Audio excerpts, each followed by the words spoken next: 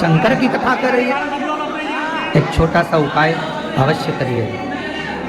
मान लो आपको लग रहा है कि आपके घर में पितृदोष है, आपको ऐसा महसूस होता है, तो किसी भी नवरात्रि के पहले जो अमावस्या पड़ती है, चावल की कटोरी में एक कपूर का टुकड़ा रख दीजिए, छोटा सा, और कपूर का टुकड़ा रखकर उस कपूर को दरवाजे के बाहर कटोरी में ही, चावल रखी हुई कटोरी में ही उसको पितरों का स्मरण कर कर जला दीजिए।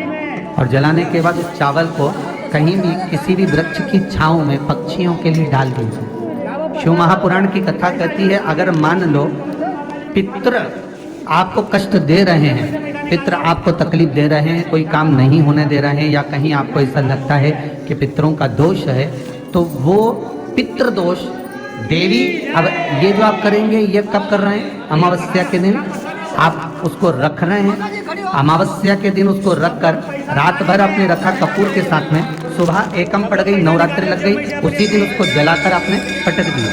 अर्थात उससे देवी और पितृ इन दोनों का आशीर्वाद जो प्राप्त होता है, तो घर में से पितृदोष समाप्त होकर लक्ष्मी की वृद्धि प्रारंभ हो जाती है। 7 स्थान शिवलिंग के बताए हैं, जहां पर भूल से भी अगर कोई चंदन की उंगलियां लगा देता है, 7 स्थान ऐसे हैं जहां चंदन की मात्र उंगलियां लगा देने से ही शिव पितृलोक के पितरों को मुक्ति प्रदान करके वैकुंठ लोक का निवास करते हैं। 7 स्थान।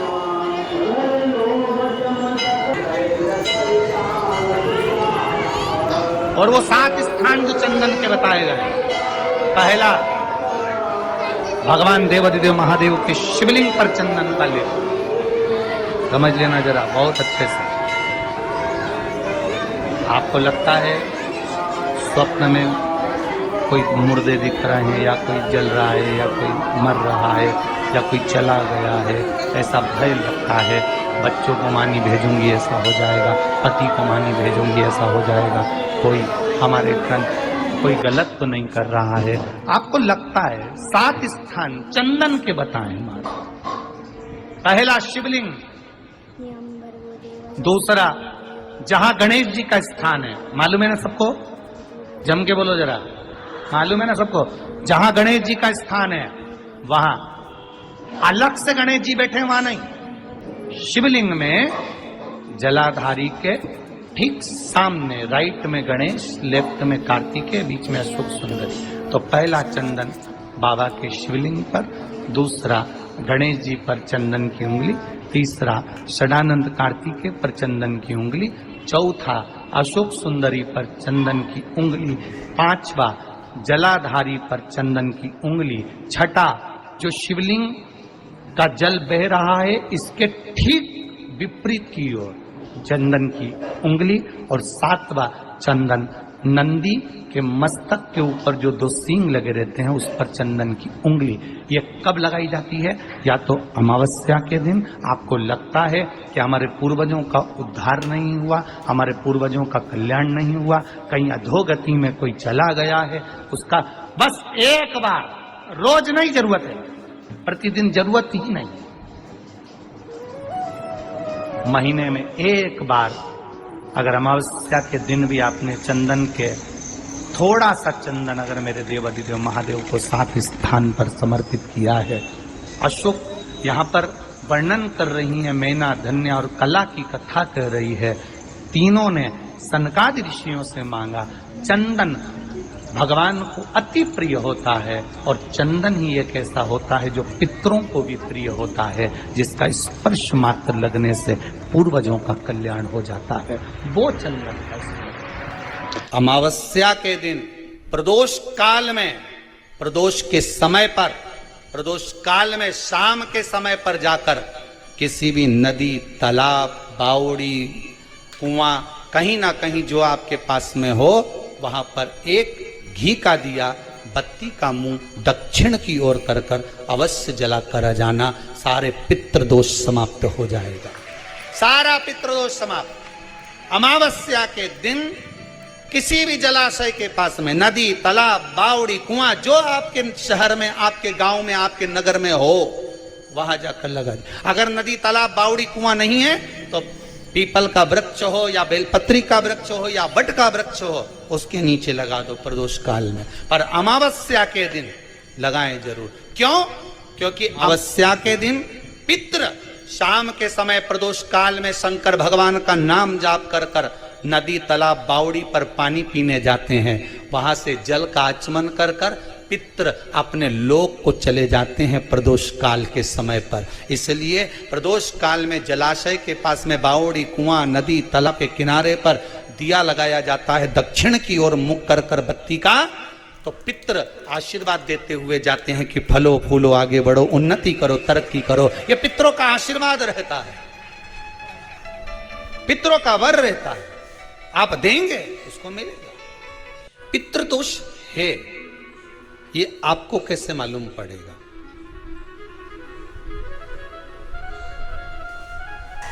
पितृ भूखे हैं, इसका तो वर्णन हमने पहले कर दिया कि रात्रि को जब आप सोने के बाद में 1-1.5 घंटे बाद अगर आपकी नींद खुल जाए, 1 घंटा 1.5 घंटा आप सो लिए, उसके बाद जो नींद खुली तो 1-1.5 घंटे तक अगर आपको नींद नहीं आ रही है, रात्रि को सोने के बाद में 1 घंटे बाद जब उठे तो आपको प्यास लग गई,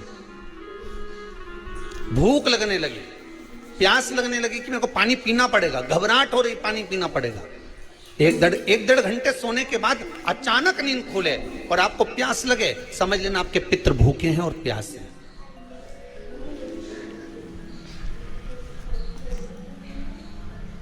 वो भूखे और प्यासे हैं, उनको जल की जरूरत है।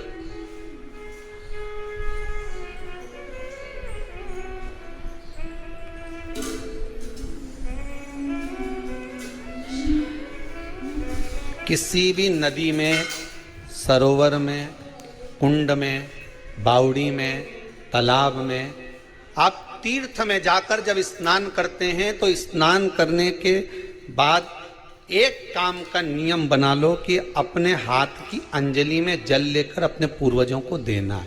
प्यासे रहते हैं, भाग मांगते हैं।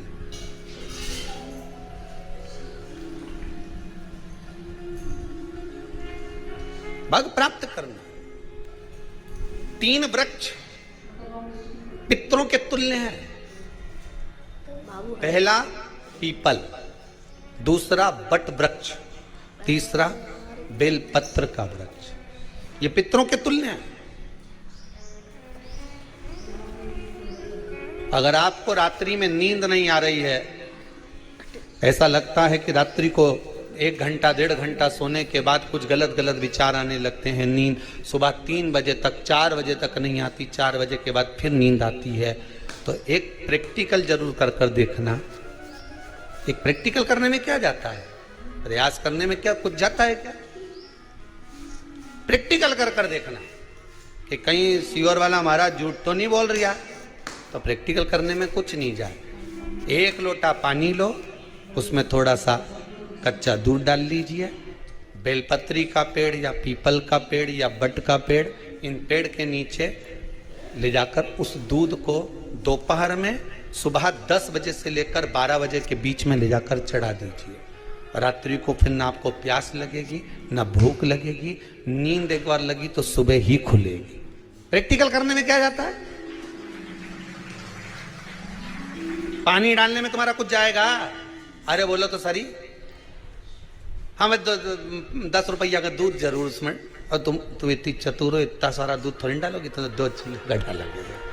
कहाँ तुम इतना डालने वाली हो? है?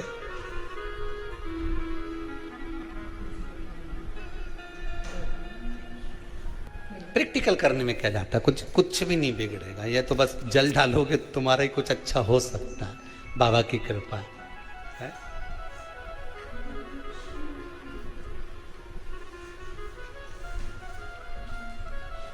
3 वृक्ष पितरों के तुल्य हैं। पहला जम के बोलिए पीपल, दूसरा बट वृक्ष, तीसरा बेलपत्री का वृक्ष। 3 पीपल के वृक्ष में 52,000 ब्राह्मण एक साथ निवास करते हैं। इसलिए पितृतुल्य। बट वृक्ष ब्रह्मा जी के मस्तक से बना, इसलिए पितृतुल्य है। और बेलपत्री का वृक्ष माता पार्वती जी के अश्रु से बना। जब आंसू गिरे थे माता जगत जननी जगदम्बा पार्वती के, उस समय पर पितृलोक में हलचल उत्पन्न हो गई थी। हमारी नातिन की आंख में आंसू कैसे आ गए? मैनावती की